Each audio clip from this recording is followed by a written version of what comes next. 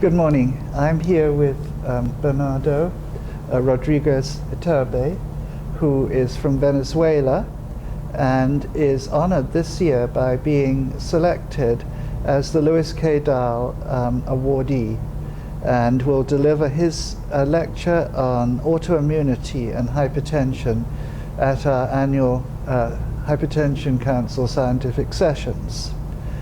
I've known him for a long time and his work because we've followed what may be sequential paths. My focus has been on oxidative stress, and he's developed a new and highly original concept that it's inflammation and inflammatory cells that are the key mediators of hypertension. So, Bernardo, may I start by asking you, how do you see these two systems? Are they parallel systems? Does oxidative stress stimulate inflammation? Inflammation stimulate oxidative stress? How do these two established systems interact, do you feel? Oh, very much and very intensely. It's practically impossible to have inflammation without oxidative stress and the other way around. Sometimes it's very difficult to know what is the chicken and what is the egg. But there is no question that they are very much interrelated.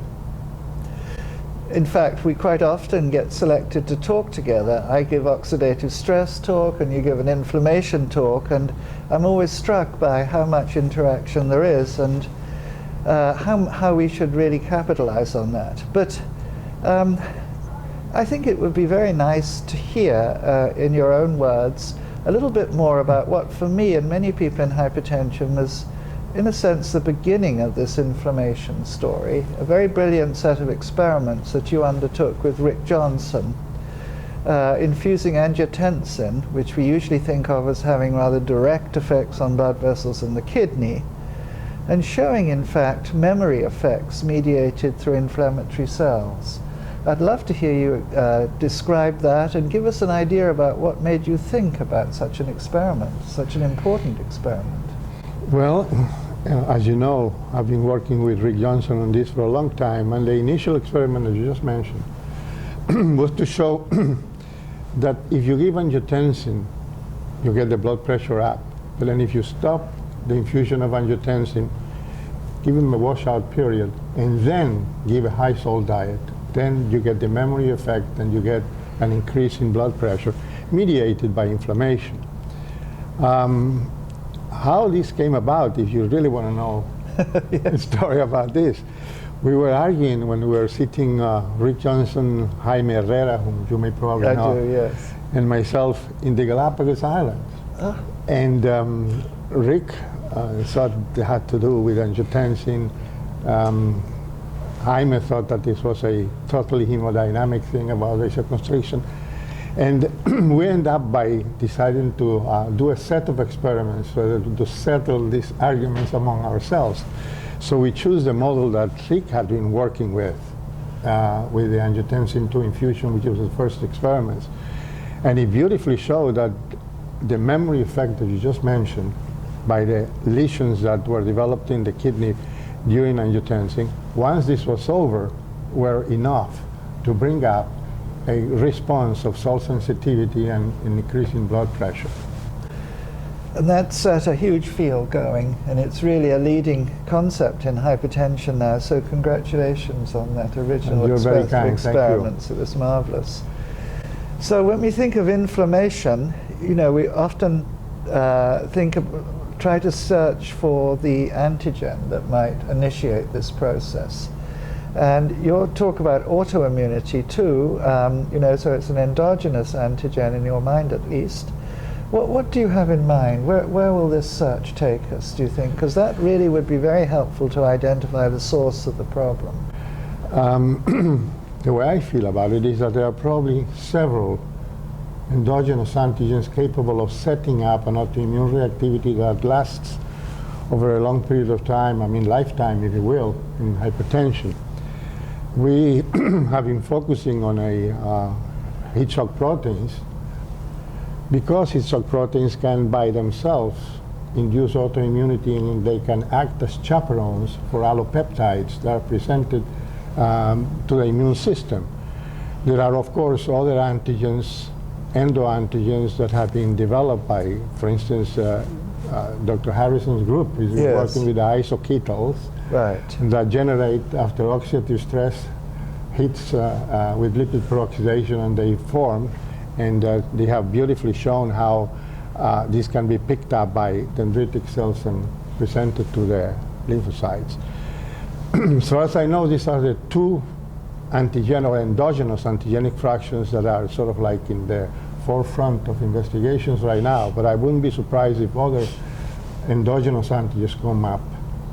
Yes, that's great. So, you know, we're both clinicians and nephrologists. So, one question that often comes to mind for those of us with this background is, how is it that we've missed the importance of immunity, let's say, or inflammation in hypertension? We're certainly aware of its role in kidney damage, but the drugs that we use every day to combat inflammation and rejection are the ones that you use in the rat to prevent hypertension. But what we see is perhaps a little bit the opposite. They tend, in a way, to raise blood pressure, or at least not so obviously to lower it. Mm-hmm. So how do we explain that, do you feel? Well, the problem with these drugs in the clinical use is that you're dealing with you're using them to treat some sort of kidney disease, and you're sort of like starting with a damaged kidney to begin with, so you don't know exactly how much will improve the hypertension. In this regard, we had one study that we did some years ago by serendipity, if you will. We were talking with a group of rheumatologists, and they were treating patients with psoriasis and rheumatoid arthritis with mycophenolate. And we said, what about if those patients that you treated, if you select some that have hypertension, grade 1 hypertension, and let us check on the patients and see what happens to the blood pressure Yes. while you give them this. Yeah. And for 3 months, the pressure came down when you gave mycophenolate. And then when you stopped the mycophenolate, the pressure came up.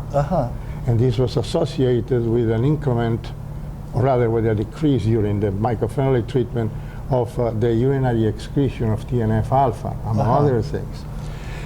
So this was a very preliminary study. There were only 8 patients or so, because and I understand this is going to be very difficult to come up to the as a standard treatment, because we have so useful and safe drugs for the treatment of hypertension that one gets very worried about using something that will depress immunity in the treatment of hypertension. So there are 2 things you have to balance with this. One particular area where I think it might be treated is in resistant hypertension, in very severe hypertension. We have anecdotal cases in which we have done this in patients that were going to be referred for renal denervation. Yes.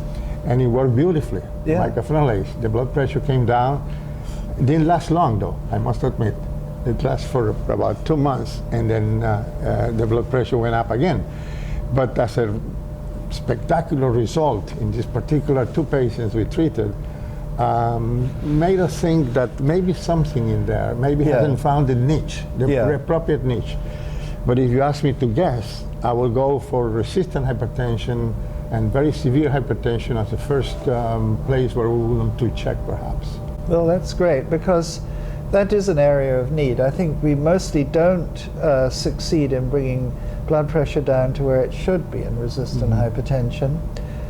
And picking up on what you said earlier, which is very true, we've got a lot of good drugs, and so how are we going to get new ones? Well, I think the SPRINT trial challenges us there, because if we really got to get blood pressure down to 120 systolic in elderly people and keep it there, you know, it'll be possible in some, for sure, with the drugs we have, but there is room for new ideas and new treatments now, I think. And definitely. So, and also, how important do you think your work is in understanding not just hypertension, but its role in damaging the kidney and the brain and the heart?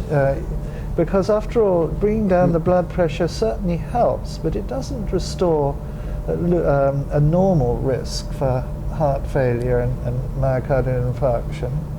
And You're does very absolutely- little, honestly, in many cases, to slow the rate of loss of kidney function even.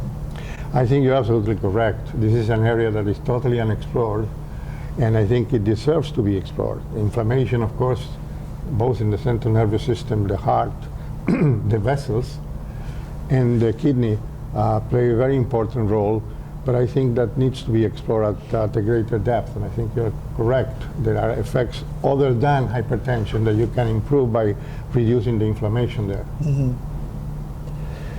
Good.